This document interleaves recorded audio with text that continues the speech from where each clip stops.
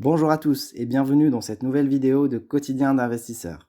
Vous avez été nombreux sur la page Instagram à demander une vidéo sur le compte bourse avec plus de 80% des votants. Au passage, si vous n'êtes pas encore abonné à cette page, pensez-y, elle est vraiment complémentaire avec la chaîne YouTube. Donc pour cette vidéo aujourd'hui, je vais vous parler de comment ouvrir le compte bourse et on va voir le côté pratico-pratique. Souvenez-vous, j'avais déjà fait une vidéo avec les meilleurs comptes bourse, c'était l'épisode 2, et les comptes que j'avais évoqués sont Fortuneo. Je rappelle que ce compte est valable pour les personnes habitant en France et en Europe et ça sert principalement pour investir sur les actions européennes. Donc pour rappel, Fortuneo est intéressant pour plusieurs raisons. D'abord parce qu'il propose un tarif attractif pour l'achat des options, c'est le tarif optimum qu'on verra par la suite.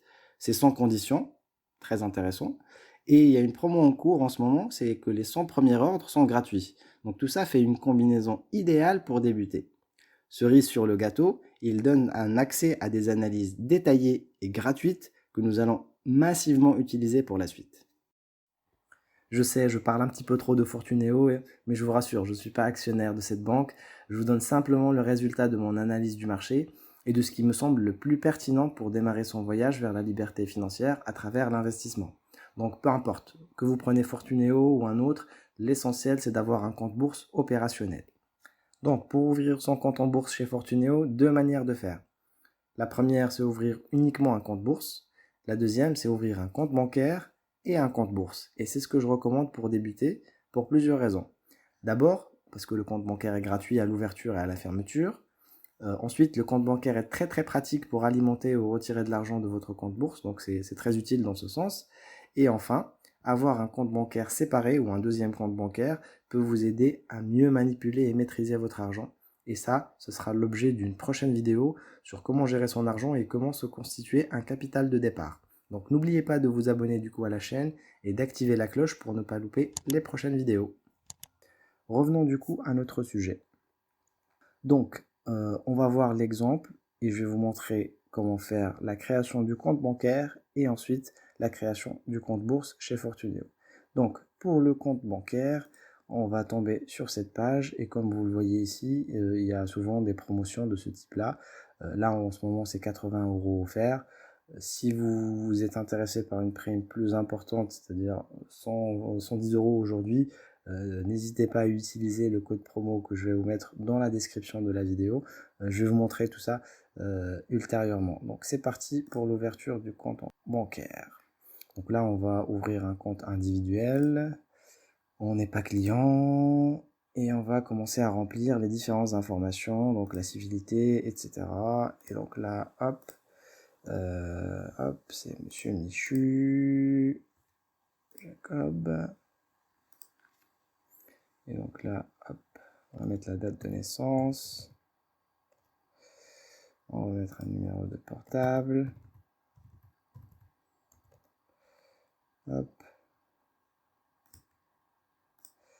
Et sur le code postal, on va mettre hop, ce qu'il faut. Donc là, on continue. Là, on nous demande les revenus mensuels. Alors, là, je vais mettre 1800. Selon les revenus mensuels que vous allez saisir dans cette case-là, vous aurez un choix de carte bancaire qui sera peut-être légèrement différent, mais ça, on le verra par la suite. Donc, pour le dépôt initial, c'est-à-dire le montant que vous devez envoyer sur votre compte bancaire que vous êtes en train de créer, et donc il sera vraiment préservé à ce niveau-là, c'est pour activer le compte en fait. Voilà, c'est 300 € minimum et je vous conseille de le faire par virement externe, comme ça c'est plus rapide. Donc voilà, cet argent-là, c'est pas des frais ou quoi que ce soit, c'est vraiment l'argent que vous allez envoyer sur votre compte et que vous allez retrouver par la suite quand celui-ci sera ouvert. Donc suivant, voilà, justement, on arrive à la page du choix de la carte bancaire. Moi, j'ai pris la carte Gold parce qu'effectivement, elle a un certain nombre d'avantages, en plus d'être sans frais à l'étranger, c'est-à-dire à la fois sur les paiements, mais aussi sur les retraits, donc c'est très intéressant. Vous regarderez et si aucune ne vous intéresse, vous pouvez toujours ouvrir un compte sans carte, bien évidemment. Je vous rappelle aussi que le compte bancaire est totalement gratuit. C'est une banque en ligne, donc il n'y a pas de frais ou autre pour toutes les opérations courantes. Donc voilà, autorisation de découvert, je vais dire non. Hop, suivant. Là, on nous demande de choisir le code confidentiel. OK, on va choisir quelque chose. On va dire plutôt que je ne souhaite pas le personnaliser. Hop, on va le recevoir du coup par courrier, pourquoi pas. Hop, c'est parti. Donc on arrive sur cette partie-là qui parle de l'assurance des moyens de paiement. Moi, je veux assurer juste les moyens de paiement spécifiques à Fortuneo. Voilà, donc c'est la formule gratuite. Si vous êtes intéressé par la formule payante, vous pouvez y aller. Hop.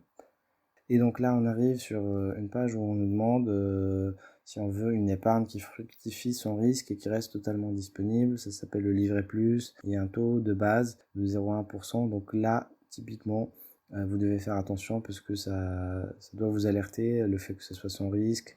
C'est des taux d'intérêt.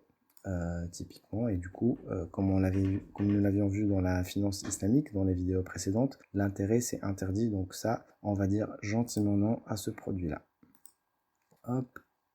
Et là, on a terminé la première étape, donc voilà, si vous avez un doute, si vous voulez revenir sur une étape précédente, peut-être changer la carte bancaire que vous voulez utiliser ou autre, voilà, vous pouvez toujours le faire avec le stylo qui est ici. Ensuite, je passe à l'étape suivante. Ok, donc là on arrive à peu près aux dernières étapes, donc compléter les dernières informations qui manquent, profil, etc. Signer les documents électroniquement et puis transmettre les pièces justificatives qu'ils vont nous demander, c'est-à-dire pièces d'identité, etc. Donc situation familiale, ok, on va compléter ça. Département de naissance, hop, lieu de naissance, situation professionnelle. Voilà, hop, secteur d'activité. Bon, je remplis ça un peu au hasard, mais voilà, vous prendrez soin de remplir ça correctement. Donc, patrimoine global, bon là, je vais mettre moins de 15 000 euros. Voilà, adresse de résidence, hop, ou du Luxembourg, pourquoi pas. Hop, numéro de téléphone, tout ça, ça a été repris. Hop, résidence fiscale, oui. Soumis à l'obligation fiscale dans notre pays, non. Ok. Et là, on arrive à la partie information complémentaire. Donc, vous vous souvenez, je vous avais parlé d'une prime à l'ouverture du compte. Donc, c'est ici qu'il faudra renseigner le code. Et justement, je vais vous montrer où est-ce que vous pouvez le chercher. Donc voilà, je vous ai mis le code dans les descriptions des vidéos. Donc là, typiquement, pour retrouver le code, vous allez en dessous de la vidéo et vous avez cet espace-là, en dessous du bouton abonner. Vous avez un petit plus ici. Et là, en cliquant dessus, vous devriez retrouver le code en question. Donc là, je suis parti sur la vidéo, une ancienne vidéo. Il faudra regarder dans la vidéo quand vous êtes en train de la visualiser et ce sera le bon code. Donc ça, vous le copiez et vous le mettez ici dans cette case. Délai de rétractation, on souhaite bénéficier des services au plus tôt et hop. Ah, il me demande un an de naissance, donc on va mettre quelque chose comme ça. Ça va passer. Et oui, j'avais mentionné tout à l'heure les pièces justificatives. Donc vous avez ici la liste qui est nécessaire. Donc les pièces d'identité, un avis d'imposition et un RIB. Et voilà, donc c'est assez simple. Hop, suivant. Donc là, correction d'adresse. Oui, ok, je m'y attendais. Hop, hop, hop. Donc là, c'est un autre récapitulatif. Vérifier si toutes les informations sont bonnes, etc. Vous pouvez encore changer des choses si vous le souhaitez. Hop. Et là, c'est parti pour la validation. Donc là, ce qui va se passer, c'est qu'ils vont envoyer un SMS pour signer électroniquement le document. Donc voilà, envoyer le code par SMS. Et donc, une fois qu'on aura rempli ce code et consulté l'ensemble des documents, eh bien, la demande sera envoyée à Fortuneo. Donc là, il y a le contrat, il y a les différents documents, conditions générales, conditions tarifaires. Je vous invite à les regarder. Voilà, vous aurez toutes les informations sur le compte bancaire, mais aussi sur les autres types de comptes proposés, typiquement le compte bourse. Donc voilà, tout ça, c'est commun à tous les produits, notices d'assurance et d'assistance, ok, contrat d'utilisateur.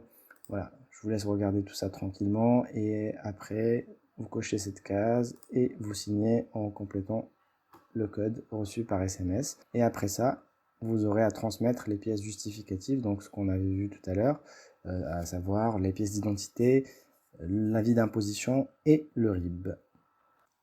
Voilà, donc une fois que vous aurez terminé la création, la demande de création du compte bancaire, vous pouvez revenir sur cette page et du coup passer à la création du compte bourse.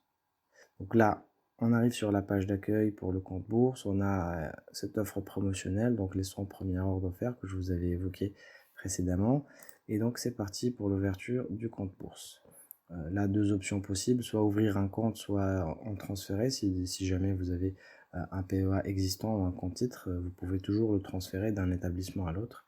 Ça se fait très bien. Donc ouvrir un compte. Là, on a plusieurs options. On va prendre le plan d'épargne en action. C'est ce qui nous intéresse aujourd'hui.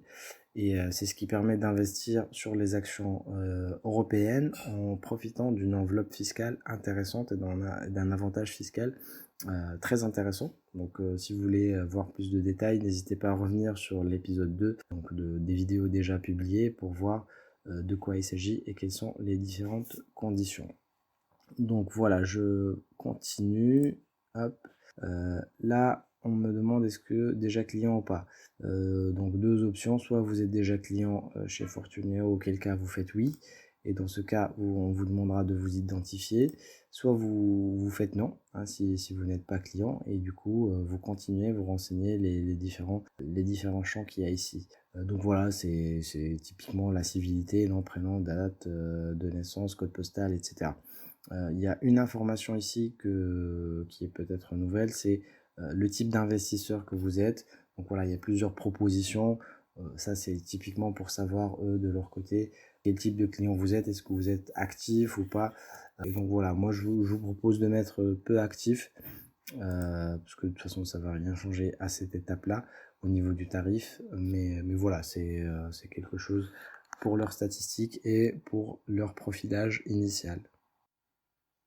Donc voilà, là j'ai complété tous les champs avec les informations de civilité ou d'état civil qu'il fallait. On passe à la suite. Donc là on arrive au choix du tarif adapté au profil. Donc il y a plusieurs tarifs selon les profils et ces tarifs s'appliquent en fait aux ordres qu'on passe pour acheter des actions. Un ordre, c'est une opération d'achat ou de vente sur une action. Et donc ces tarifs-là s'appliquent à chaque fois qu'on fait ce type d'opération. Donc il y a trois catégories, l'optimum, le trader actif et le trader sans ordre. Voilà, moi je vous conseille de prendre le tarif optimum parce que voilà, c'est celui où il y a le moins de conditions. Donc vous avez le plus de liberté en fait pour exercer vos ordres, pour faire vos achats et vos ventes. Voilà, il n'y a pas de minimum d'encours, il n'y a pas de minimum d'investissement à mettre sur le compte. Vous êtes vraiment libre. Et puis au niveau des transactions, vous êtes aussi libre. Il n'y a pas de minimum par mois ou par trimestre à faire. Sinon, quand vous n'êtes pas dans ces minimums-là, vous avez souvent des pénalités. Donc voilà, c'est l'idéal, c'est de partir sur ce tarif optimum. Et puis éventuellement, si vous avez besoin de faire plus, de passer à la suite. Le tarif optimum sera appliqué par le compte titre ordinaire aussi. Je ne sais pas si je vous l'ai dit, mais en tout cas, quand vous faites une demande d'ouverture d'un PME, d'un PEA ou d'un PEA-PME, il y a toujours chez Fortuneo cette ouverture du compte titre ordinaire qui se fait. Donc vous n'avez pas à le demander, c'est automatique. Et le tarif optimum va s'appliquer sur ce compte titre aussi. La différence entre le compte titre ordinaire et le PEA, je rappelle, c'est principalement les limites. Le PEA, c'est une enveloppe fiscale intéressante, alors que le compte titre ordinaire, ça n'a aucun avantage fiscal particulier ou quoi que ce soit et ça n'a aucune limite aussi en termes de montant ou de limite sur le retrait, etc. Donc voilà, on passe à la suite. Sur cette étape-là, on va nous demander le dépôt initial qu'on va mettre. Donc le minimum, c'est 100 euros. Moi, je vous conseille de mettre le montant que vous allez investir directement ou que vous souhaitez investir. Donc moi, par exemple, je vais mettre 1000 euros. 1000 euros, ça paraît un bon montant pour commencer. Sachez qu'une fois que vous mettez ce montant-là, c'est ce montant-là que vous devez envoyer vers le PEA et qui sera dans votre PEA utilisable pour investir. Il faut éviter de retirer l'argent du PEA, sinon c'est clôturé. Mais voilà, sachez que ça reste quand même possible. Et l'idéal vraiment, c'est de rester ou de laisser ce montant et cet investissement sur le PEA au moins jusqu'à 5 ans. Après quoi, on peut le retirer sans clôturer le plan et bénéficier toujours de cette fiscalité intéressante et attractive au-delà de 5 ans. Donc pareil, je vous conseille de faire par virement externe, c'est ce qu'il y a de plus rapide. Donc suivant, voilà, on a fini cette étape, donc voilà, encore une fois, n'hésitez pas à rebalayer les différents champs pour voir voilà, si toutes les informations sont bonnes et s'il ne faut pas modifier quelque chose. Donc je rappelle, le tarif optimum, c'est celui à prendre parce que c'est celui avec le moins de contraintes. Donc voilà, là on arrive à la dernière étape où on complète encore une fois la situation familiale, le profil, etc. Et bien sûr les coordonnées. Il y a effectivement cette dernière étape des opérations, des informations complémentaires, donc le code parrainage ou le code promo. Je rappelle que vous pouvez le récupérer sur la description de la vidéo, donc il se trouve juste en dessous. Et donc en le collant ici, vous aurez la prime boostée que je vous avais évoquée. Sachez quand même que c'est limité en termes de nombre de bénéficiaires à 10 personnes, donc les 10 premières personnes qui vont l'utiliser pourront en bénéficier. Donc voilà, une fois que vous aurez complété ces dernières informations sur la situation familiale, le profil, etc., le département de naissance, la situation professionnelle, l'adresse, etc. Et n'oubliez pas aussi le code promo, le code parrainage. Voilà, vous pouvez passer à l'étape suivante. Donc la correction d'adresse, ok, si tu veux. Voilà, donc il y a le dernier récapitulatif où vous pouvez encore vérifier l'ensemble des éléments que vous avez déjà choisis. Vous pouvez en modifier quelques-uns si vous avez des erreurs, si vous constatez quelque chose qui ne va pas. Donc voilà, une fois que tout est bon, vous pouvez valider et donc lancer la signature comme on l'avait fait pour le compte bancaire. Donc signature avec SMS et bien sûr consulter les différents documents, les différentes conditions générales et tarifaires, etc. avant de passer à la suite. Voilà, donc dans la suite, ce qui va se passer, c'est que ça va prendre un petit peu de temps sur l'ouverture des différents comptes. N'oubliez pas de faire les versements qu'on va vous demander, donc que ce soit pour le compte bancaire, mais aussi pour le compte bourse, afin de les activer, c'est très important. N'oubliez pas de le faire très rapidement dès que vous avez accès au RIB pour envoyer ces versements-là et pour activer donc vos comptes.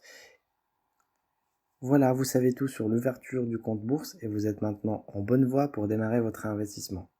Quant à moi, je vous donne rendez-vous à la prochaine vidéo où on va voir comment identifier les entreprises halal pour investir. N'oubliez pas de liker, commenter et partager la vidéo si elle vous a plu. À bientôt.